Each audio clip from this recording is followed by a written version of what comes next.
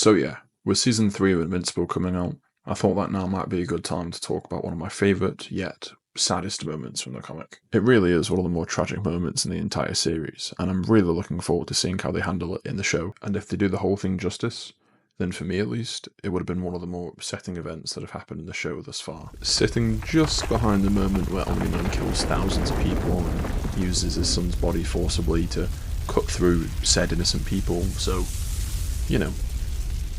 only the light stuff. The focus of the story is on this villain called Powerplex, whose real name is Scott, as he shouts towards Invincible, only for us to see that he's rehearsing his speech with his wife, which, I don't know about you guys, but that immediately tells me that this guy isn't as serious as he probably thinks he is. So we can immediately tell that this guy clearly loves his wife and child, but he does have powers, and he does hate Invincible, which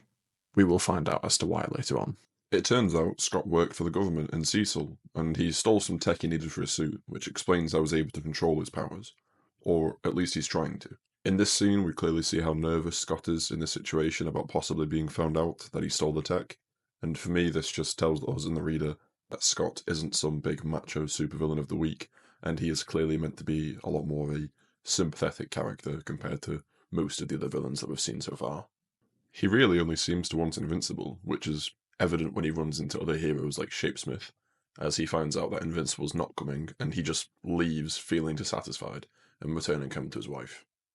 Strangely, she seems really supportive of the fact that her husband is trying to kill the most popular and the most powerful superhero on the planet, but it's all done in a loving way to act like a normal family, so even though he's clearly a villain, they don't seem like evil people, which allows the reader to care for them more than they would other villains.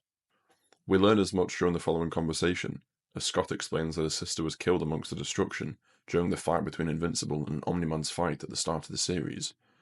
This has obviously left him not believing in the media, as he thinks that Mark was in on it with Omni-Man, and that the government is lying to them. In believing that Mark was working alongside his dad, and therefore believing Mark to be a psycho murderer, just like Omni-Man, that got his sister killed, we now see where Scott is coming from, and his reason for wanting to kill Mark. Albeit, even if he is wrong. Honestly, it's just so sad to see, because in my opinion, Scott was probably just a normal guy before his sister got killed during that fight, which obviously pushed him over the edge as he saw some godlike being come down and level the city and kill thousands of people. And honestly, if that happened to any of us, I think we'd all be like Scott. He runs into more heroes that aren't invincible, which just annoys him further, as he comes back home once again feeling hopeless and desperate. In his desperate nature, he turns to his wife with such a crazy idea that it might just be enough to finally get Invincible to show himself. The idea being, which for starters his wife seemed way too comfortable with getting on board with, was to use herself and their own child as hostages to get Mark to come and save them, which, crazily enough, finally works in bringing Scott face to face with the man he's been trying so hard to kill. He questions Mark on his sister, as Mark's face drops with regret about that day, as he feels terrible for what happened, but he still rushes in to try and stop Scott from killing what Mark thinks are the hostages. He struggles to quickly defeat Scott and instead tries to free his wife and leave. But before he can get her out, she spits on his face, which just baffles Mark as to what the hell is going on. And this gives Scott the second he needs to get the jump on Invincible and hit him with everything he's got, as his wife watches on happily from the sidelines.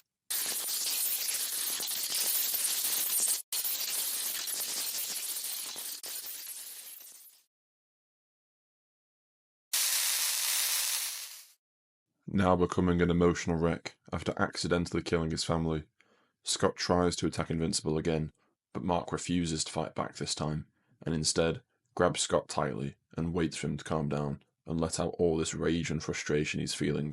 as Scott falls to his knees, accepting that his wife and child are gone. The issue wraps up with Scott being kept in a secure prison, and vowing one day to break out and kill Invincible, with some readers already knowing that that opportunity is probably going to come sooner rather than later, as there's going to be plenty of Invincibles to try and kill. I hope that you liked the story, as I certainly did, and if you did, then make sure to like and subscribe, as I'm currently working on a much longer video that you'll hopefully get to enjoy later in the future when it comes out. So subscribe for that, and I'll see you next time.